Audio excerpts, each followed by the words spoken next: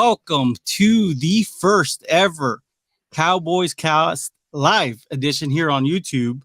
I'm Jerry Martinez. I got Harvey Zuniga with me. Harvey, let's tell everybody a little bit about us ourselves, right? Hey man, we're just South Texas boys, right? Huge Cowboy fans, huge Cowboy fans. Yep, we're from La Feria, Texas, man. Lions, not the Detroit Lions, but the Mm, La Feria Lions, right? yes, sir. Um, hey man, this is the thing. Everybody calls us toxic and all these things. What they don't understand is this is how we grew up, man. We were born into this. We wore our t-shirts, our jerseys, our hats, whatever it had Cowboys, we had it, right? We did. Uh, growing up, my birthday's in January. It was Super Bowl time. They did my birthday cake with Cowboys, goalpost, all that, right? Every Uh, year. that's just the way we grew up, man. And that's we dynasty, all that. That's the part that they don't understand. It's just generation thing, Jerry. Hey, I'm gonna add to that, man, because I'm right there with you. We're classmates here, man. We both went to La Feria. You were my quarterback in high school. You were the star quarterback in high school. But getting back on subject, we're talking about Cowboys, the dynasty, right? And you said you touched a little bit of base on it. They call us toxic, especially these last couple of seasons. And I see why now, right? You got a crowd, you got a Cowboys nation, you got a following base that goes beyond the spectrum of the state of Texas. And not only that, but we're very educated. We started the trend.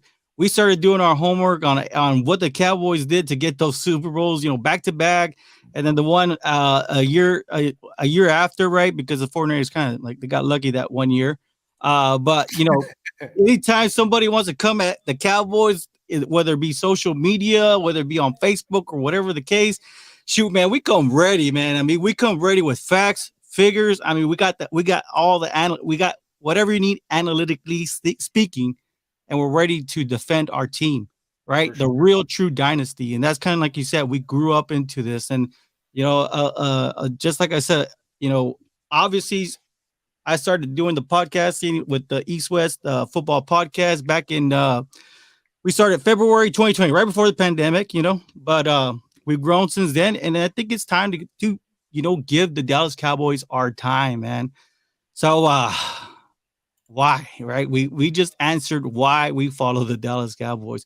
But let's just jump right into it, man. What's the current state of the Dallas Cowboys as we speak? Right now, where do we sit, Harvey? 6-2, right? Okay. 6-2 tied with the Giants. Uh, Okay. Who's in biggest first? well, the Eagles, obviously. Yeah, we're talking about the NFC East, and we're Right? talking about the Yeah. pesky Philadelphia Eagles. Yeah, but we're tied with the Giants. Obviously, we have the tiebreaker. We're going into a bye. But Jerry, I gotta get something off my chest, man. Okay. Right? I want everybody to know, right, that I'm. You see the hat, I see it. you see the cigar. I see it. You know who I'm trying to emulate?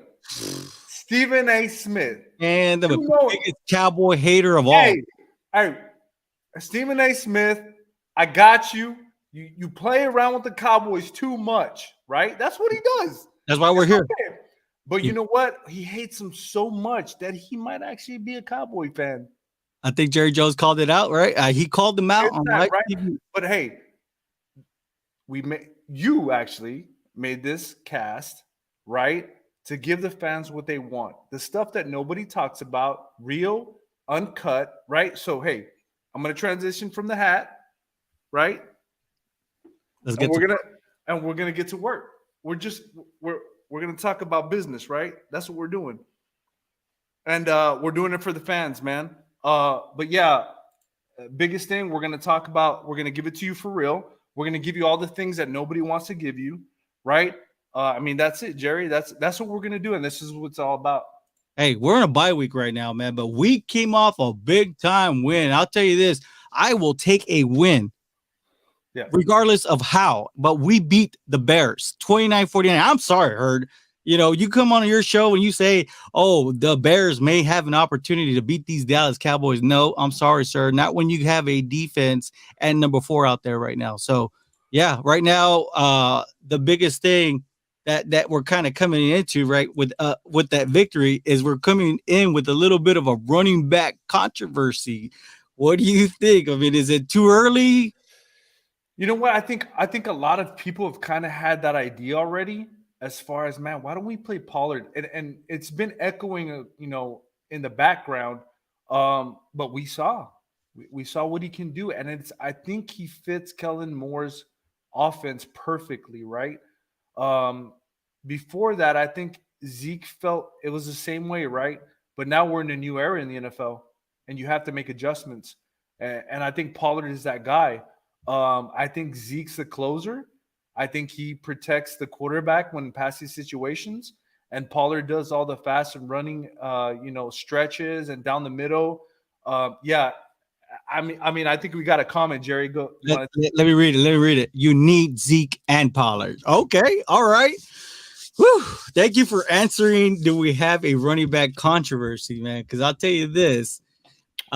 You are absolutely right, Arby. This has been brewing for quite some time. I would say at least since last season Yeah. was why don't we see more Pollard? Why don't you get him on get him out in the passing game? Uh, Damn, man. So it does get it. We've been seeing it more and more, but especially when you put up a game like Pollard did, right? Because when we talk about Pollard rushed the ball 14 times. He had 131 yards rushing. He averaged 9.4 yards. He scored 3 touchdowns. It's been a while, man, since we've seen Zeke do this. So that's why immediately when Zeke kind of takes a rest, right? Because we know that Zeke, we need to rest him, especially, you know, uh, the game prior, we saw the tackle directly on his knees. I don't know why they didn't call that a penalty, but yeah, uh, when we look at what Zeke's been doing, Zeke's been efficient. We saw him score 2 touchdowns after getting hurt. He didn't put up the stat line though, man, and that's where people get so caught up is in the stat line. So I mean, when we look at it, it's a running back controversy. Thankfully, we are in a bye week. I will say this, and I just want to add this: the Cowboys are currently sitting 21st in the NFL. This is on third down conversion percentage. However, right, I don't want to be that Debbie Downer. However, they have improved, especially in the last 3 games. They're at 53.33%. This last game, it was very impressive. Their third down efficiency was at 81.82%. So we're talking about, maybe perhaps it's Mike McCarthy talking to Kellen Moore saying, hey, we need this balance. You can't be just throwing the ball all over the round, right? Yeah. You play quarterback. How important was the running game to you being able to pass? I mean, it was. The running game is big just for the simple fact that it makes the quarterback windows a lot wider and easier. When the linebackers have to play that rush or the handoff or whatever the case may be, they have to step up. They have to step up to respect the run game and come up, and because if not, then they're gonna get blocked by those linemen coming off the line. But it opens up the windows, right? But what I liked was that they did an up tempo, right? So the defense didn't have to get set and know what play we're running, and they just kept at it, right? And I think that was a difference, especially a quarterback getting in rhythm. You have to get your quarterback in rhythm, even if it's a short pass. You have to get him real, let him get confident, and I think that's what happened with the Bears. That exactly what happened. But what I didn't like, right, was this trade deadline. It was a record-setting trade deadline, and the Cowboys stayed silent. Roll the clip. Roll the Let's. clip, man. We have an audio, man. We have an audio of Stephen A. Jones Roll the talking clip, about man. the trade deadline. Let's see what let's give him a good listen. Get it. For the most part, looking in an obvious area where, people might think we could use a little more help there. But I still like that. I like our crew there. I like CD. I like Gallup. I like Noah. I think Tolbert's coming. And then certainly, as I mentioned, we have guys that are on the IR that come off that as well. In particular, James Washington is the veteran in this league, certainly can bring help. And then if you never know what other opportunities might arise out there if we feel like there's an upgraded situation there. And of course, left out Turpin, who's obviously an explosive player that, as we continue to get our hands around some of the things he can do, can bring some offensive firepower as well. You released just So we'll leave it at that, right? I guess there were questioning why weren't they as active, or why didn't they even make a move during the trade deadline that just happened yesterday, right? Tuesday. And so we didn't see anything. We heard a bunch of rumors, and I think one of them was why didn't Brandon Cook's deal fall through, right?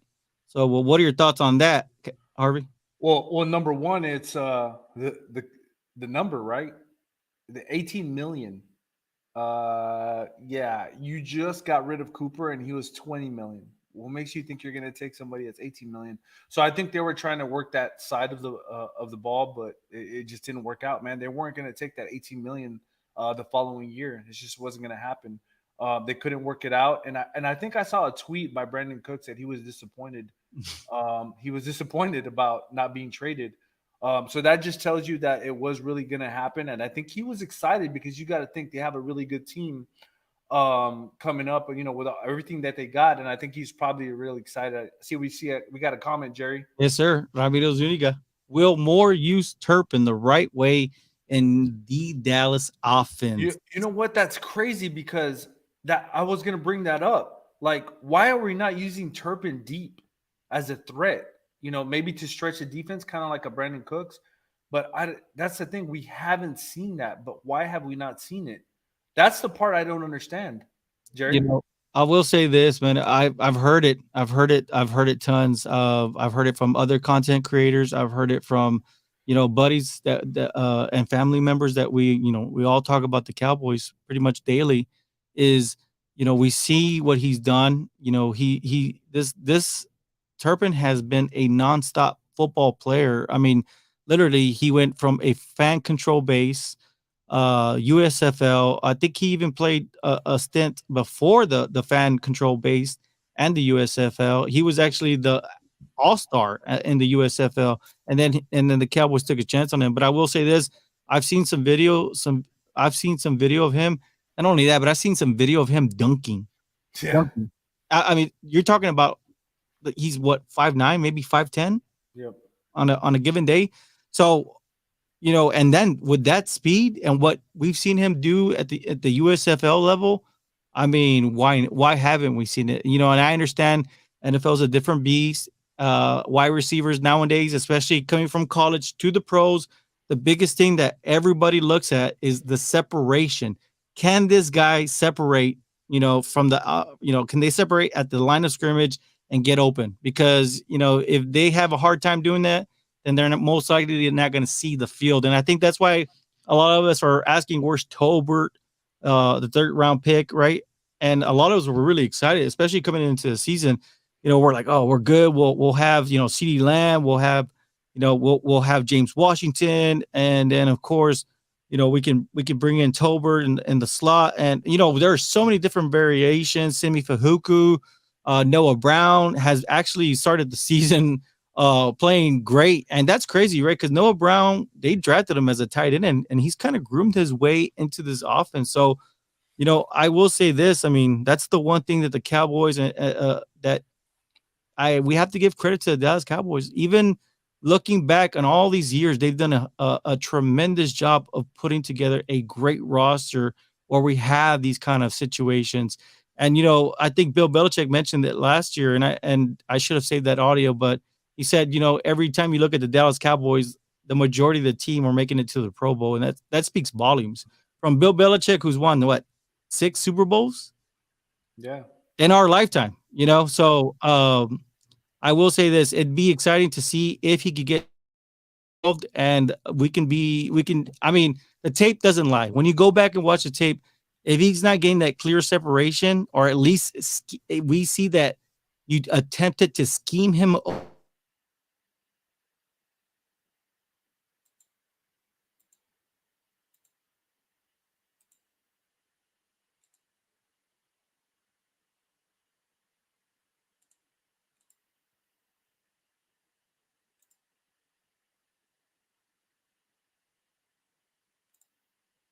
Yeah. So I think the biggest thing is Jerry, you still on?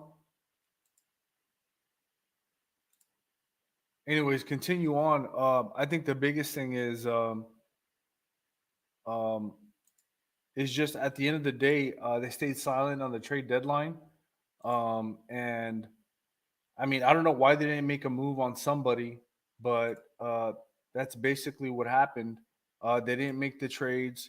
I think at the end of the day, we should have given who are we gonna release or who are we gonna give up whoever we bring in, right? Obviously, we got rid of Tristan Hill, so that's another roster spot. But at the end of the day, I think we should have made a move. I think we should have gone after a wide receiver that could actually stretch the defense, but we didn't do that. But with Tolbert, going back to Tolbert, um, they said they try to basically treat him as CD Lamb. CD Lamb was thrust into playing the slot, playing the outside, and they gave him all those plays to do that. Um, and he caught on. He caught on very fast, trying to learn the slot and the outside. Problem with Tolbert though is that they tried the same thing with Tolbert, and it didn't work out. He couldn't learn the offense as fast. That knowing the routes and the playbook as far as the slot and the outside. So they had to stop. They had to stop and say, look, listen, learn one position at a time, and then we'll go from there, right? And that's basically what they did. Is they stopped and they let him learn the offense from one position, and then as you can see, he's starting to be active on the team now. So that's basically what happened. Um, but going forward, we're gonna see what the Cowboys have in store. We have a bye. I got you, Jerry. Thank you, bro. But I talked about Tolbert and how there was a problem with him learning the offense, how they threw too much at him at one time, and it kind of delayed his status as far as starting. But I wouldn't be discouraged though. I mean, they've been playing him a little bit more. We've been seeing him. I think he was a healthy scratch the first couple of weeks, and now he's actually been in the lineup. I know he didn't even get targeted this last game, which is unfortunate because when the game gets away, that's kind of when you want to get the time in, the reps in. But a win is a win. So I'll tell you this. I mean, we're definitely heading in the right direction. But we did talk about Stephen Jones, correct? Do I need to play that clip one more time? no, you're good. Oh, I think okay. we So discussed that, but my biggest question, I don't know if we got there yet. Oh, hold on. go ahead. Do we still think McCarthy is the right coach for this team still? Woo, man, that's a good question, man. Shoot. So yeah, I'll let you take that, Jerry. Alex, that's a great question, man. Look, I'll tell you this much right now, man.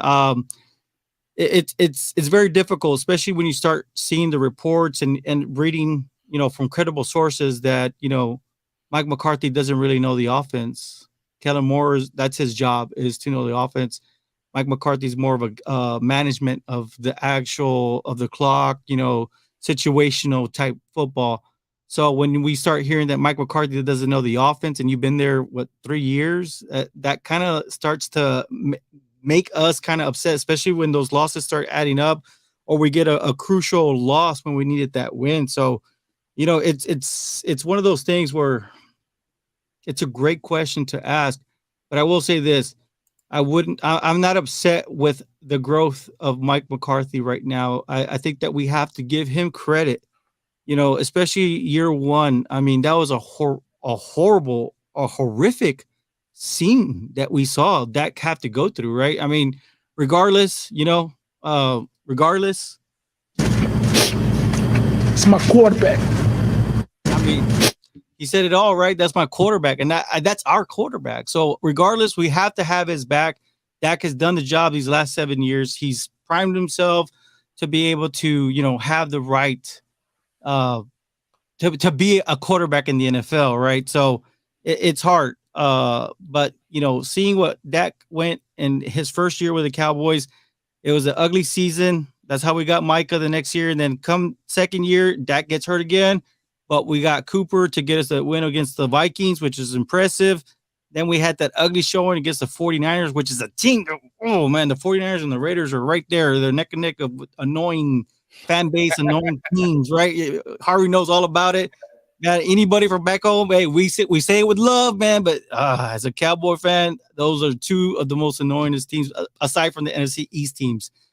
That when we lost against the 49ers, it was just a ugly feeling. And then we had to sit through that the whole entire offseason. And then come this year, I think it was Jeff Saturday who came on one of the ESPN talk shows in the morning. He said, the worst has already happened for the Dallas Cowboys. You lost your starting quarterback at the beginning of the season. So, that when you look at that perspective, you're like, whoa, Mike McCarthy was able to get Cooper Rush and Kellen Moore on the same page and had Kellen Moore implement the right, balance of passes to rushing. That right now, I think it has to be, if Mike McCarthy is one and done in the playoffs, I think that's kind of when we start seeing that conversation floating and we start seeing, maybe Mike McCarthy might not be the Dallas Cowboys head coach next season. How do you feel about that, Harvey? So I think we're very impatient. Yeah, right? We want things now. Yeah, 5 Super Bowls. That's the way we are, right? But this is that type of team, man. We expect perfection, right? It was 15 years from the previous Super Bowl until the first Super Bowl. 15 years span that the Cowboys went. How many teams are out there without a Super Bowl? Oh, I'm glad whoever's watching this and listening, I'm glad you asked. It's the Cleveland Browns, the Detroit Lions, Jacksonville Jaguars, and what? The Houston Texans? Yeah, the team, the fans. They've never even been to Super Bowl. We've won 5. We've been to more than that. Not recently, but in the 70s, late 70s, of course. But yeah, man. I think that we're very impatient. So it's a great question, but I think that we're gonna have to wait to see how the playoffs. But hey, Jerry, playoffs? Don't talk about it. Playoffs? You kidding me? Why do we play the game? You play to win the game. Hello? That's what we do, right? Yes, sir. Man. You don't do that as a Dallas Cowboy fan, you're gonna get some heat, and that's what Mike McCarthy's getting. We expect perfection, right? So this is my thing about Mike McCarthy, right? He had a year off, I believe, right? Somewhere there. Yes. Yeah, He did. Yes. Now there's a lot of questions, right? When he came that first year, he made a lot of mistakes. For that type of coach to have a Super Bowl, and to make so many mistakes, why? I think there's one halftime where he waited and he lost like 30 seconds before calling a timeout. Don't remind me of that. So I'm just saying, like, my thing is, why? You said you had a year off and you understood the mistakes you made, but you're still making the same mistakes over and over again. That's the part I understand. We penalities, like what? They're not disciplined. That's going to hurt us going down the road. Now, I'm going to be honest. This defense might cover up for a lot of those things. You know what I'm saying? So we'll see, right? But it looks bright as far as where the team's going. But I don't know about Mike McCarthy, man. It's kind of, I'm not saying we're kind of iffy on him. I guess, Jerry, that's all. It's all good, man, because there's a quarterback out there that wants to be a part of the Dallas Cowboy, and a big portion of the Dallas Cowboys nation wants Sean Payton to be our quarterback, and we're going to talk about that in a future episode. But man, we're just trying to soak in as much as we can for our first introduction. Our first live interaction, and man, we want to hear you guys comment below, right, and let us know what you think overall. But I got my last question. I'm gonna answer it too, but I'm gonna ask you, Harvey. Yeah. When will the Cowboys cash in, baby? The last time the Dallas Cowboys cashed in was in 1994, 95-ish with Deion Sanders. And guess what? Won a Super Bowl. Yeah. And what are we seeing right now? The Dolphins cashed in. Yep. You know, last year the Rams cashed in. They really cashed in. They broke the whole house down. But we've been seeing Stephen Jones, Will McClay. They've been building this team through the draft. They hold the draft capital like they hoard it, man. They're very frugal with it. They're frugal with their money, with their spending on the contracts. I mean, we lost some players that some people loved. But looking at high tide, it looks like, Will McClay is the man to get this team built up the right way. But a lot of these teams did it the right way. The Buffalo Bills did it right. They built their team through the draft. The Rams previously had built the team up the right way through the draft, and then they said F those picks, right? And then of course they traded for everybody. They got OBJ, they got Von Miller last year, and then look at the Dolphins. Bradley Chubb, Jeff Moore, what's his name? The running back from the 49ers. They got him, and of course what they did in the offseason, of course with the draft picks. Oh, Tyreek Hill, of course, the biggest name of all. Yeah. They're fully cashed in. So my biggest question to you is, when will the Cowboys cash in? If ever, right? Because Stephen Jones looked like he doesn't want to do. It doesn't look like he wants to spend any kind of money. No, so you gotta.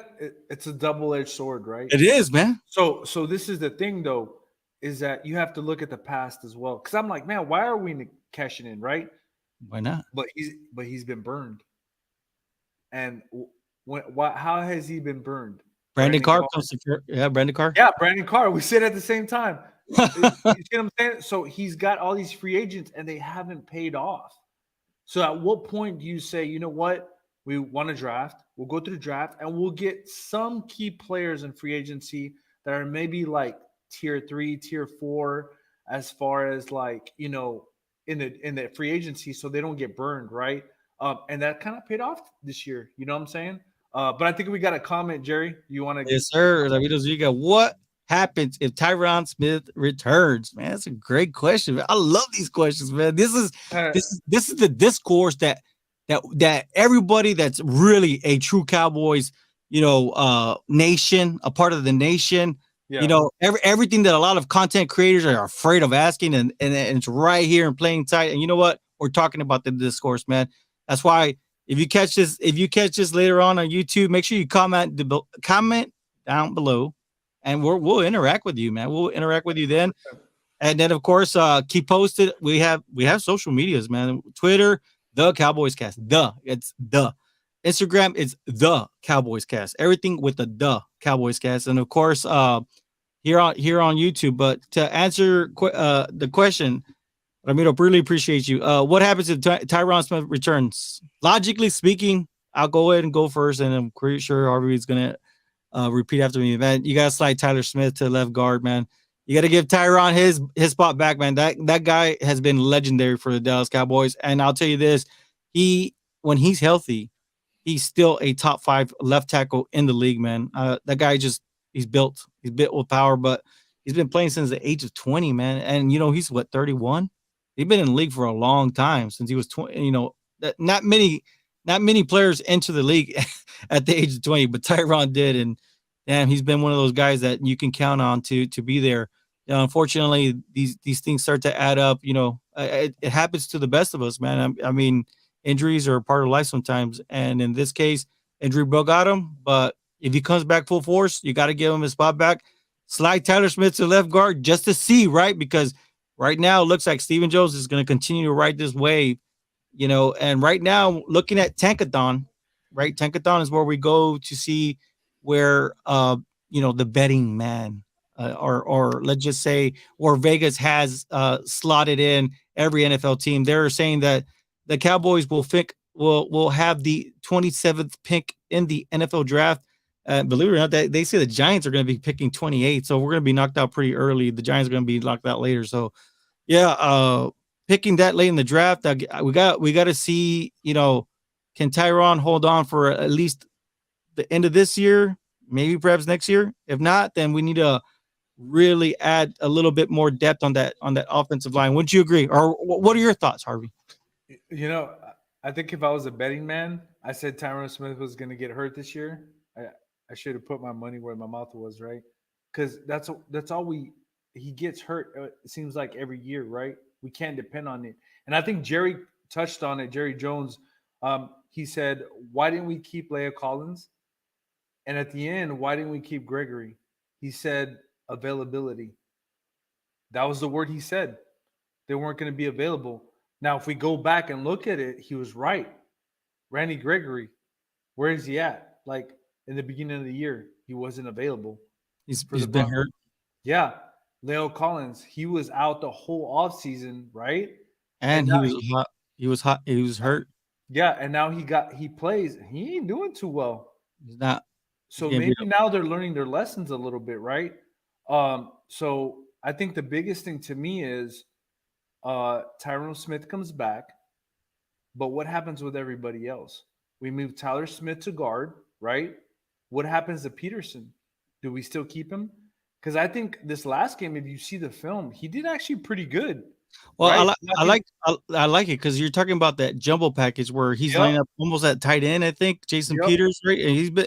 I love it, man. I think that they need to continue to use what's successful, especially in the fourth quarter when you had the lead. You need to just ground and pound. Use Zeke there. I mean, open the lanes with Zeke with that big old beefy offensive line. Like I said, Tyron Smith left tackle, Tyler Smith left guard, just to make sure. I mean, right now he looks like the left tackle of the future, but 100%. But yeah, you're right. We just want to make sure we cross the I's and dot the T's on that one. So, that I think that was the actual main question. When will we see the Cowboys cash in? I think, for me to answer that question, I don't see the Cowboys ever cashing in. I don't. I really do think that at this rate, it looks like Stephen Jones will eventually take over. Yeah. And Stephen Jones will work closely with somebody like Will McClay, maybe even see Will McClay be the general manager. And I think that Will McClay will build something that's sustainable, because it does look like it's kind of like a money ball approach that the Dallas Cowboys are going, right? They're trying to keep their own players, which I admire, right? There's some players that I like, and I don't want to see them go play anywhere else. Especially to the history of some of these free agents that leave, they go and they become superstars with another NFL team. And sometimes you think to yourself, but I think the biggest thing that I come away is sometimes the lights in Dallas are a little bit too bright for most people. Ram, what we got? Speaking of tight end, what do you think of the two rookies? Ooh, man, that's a great question, man. It's hard. I get excited about this one, man. Let me answer this, so man, I get excited about this, man, because you're talking about Hendershot and you're talking about Ferguson. Well, I was gonna say Ferguson, but I don't know why I wanted to mention McEwen, because we saw McEwen finally play this year. We saw him play at the end of last year, but that I was gonna say his name. But man, I'll tell you this: the one thing I like about Ferguson is just go back, man, and watch him block. He blocks with passion, with pride. I mean, he is pancaking. I saw him take up against the Bears. I saw him stacking up the actual defensive lineman and making those big open holes. And I'll tell you this: Hendershot is such a fun and exciting player, man. He takes a shot, man. He catches the ball. He comes down with that touchdown, man. We got Alex Schultz is allowed to walk. Tight end rookie's looking good. Hey, Alex, I agree, bro. Like at this point, man, I've heard this somewhere. I heard this somewhere, and it made sense. It made sense the way they said it. We've had the Jason Wittens of the world. Yep. We've had those. We've had those players. We've had the Sean Lees of the world. We've had those. So why should we pay this man $16 million, right? Because that's the going rate right now in the tight end market. If our offense is not necessarily built off the tight end, right? So I will say this: the way it's going, these two rookies are the future. For the foreseeable future, I think that maybe perhaps the Cowboys are going to start a trend, if anything, with this, like as long as you're getting a tight end that you see that can fit your scheme, I mean, why use your resources, right, and your salary cap? And then, I mean, these are all great questions, but I'm glad I got to answer it. However you want to chime in on that? Yeah, you know what? Great question, right? I think you let Schultz walk. Schultz walks. I hate to say that, right? But you have to save cap money, right? But go ahead, Jerry. No. You're right, because the Cowboys love their draft picks, man. And if he goes and signs somewhere else, if it's the high end, it's a third round pick that we get. If it's low end, I think it's fourth and a fifth, right? So, at this rate, if we could get a fourth back for Schultz, I don't mind, because I think I would like to see a little bit more of Ferguson and Hendershot. Those two players, they're exciting, and they have this weird chemistry. If you notice, they have a weird chemistry. They even got Schultz into it too. Schultz wasn't even involved, but now we're seeing that jumbo packages, and now we're seeing 3 tight ends out there. So it's a unique situation that we're seeing. I think it's the beginning stages of a team getting hot for the season. So that's why we get annoying, right? Because every year is our year, especially with the Dallas Cowboys, man. But look at this roster, man, head to toe. I mean, right now, I think I would stack it up against any team. And I think that we are the best team right now in 2022 that can take down the Philadelphia Eagles. We got one more question here. Let's see. Those 3 tight end formations are money this year, though. Man, you are absolutely right. Yeah, that's exactly what we kind of we were talking about, right? We haven't seen that in years. Yeah. When's the last time you saw something like that with the Dallas Cowboys? It's been a long time. But no, I'm excited about Ferguson, Hendershot, right? Hendershot's kind of a little raw, but as you see, as he's going on through the year, he's actually blocking a lot better. Yeah, Ferguson, very, very, he can receive, he can block, but Hendershot's kind of on the raw side. Usually the Cowboys let those kind of guys go. Yeah, it's funny. Right? It's funny you say that, because Walter Stringer, he's a good friend of mine. He's me and him have been working together with East West for a while, and we get to see a lot of these prospects early, and often we try to keep up with them as much as during the season, but it's during after college season that they're over. But I remember Ferguson he had done a whole profile on Ferguson, and he said Ferguson reminded him so much of Schultz because they had the same measurables, the same body type. So it made sense when we drafted him. And that's the fun about this show, man. We're going to incorporate that too. We're going to incorporate, okay, they're picking 27th, right now, early, we'll even bring mock drafts, and we'll see what the experts think that the Cowboys need in the offseason. And we'll debate that as well. But I think that's it for us. RV, I said the last question we're going to ask, when will the Cowboys cash in? And you know what? I think the future, I think they're seeing a lot more than we are. We got Damian Clark, right? We got James Washington still coming back.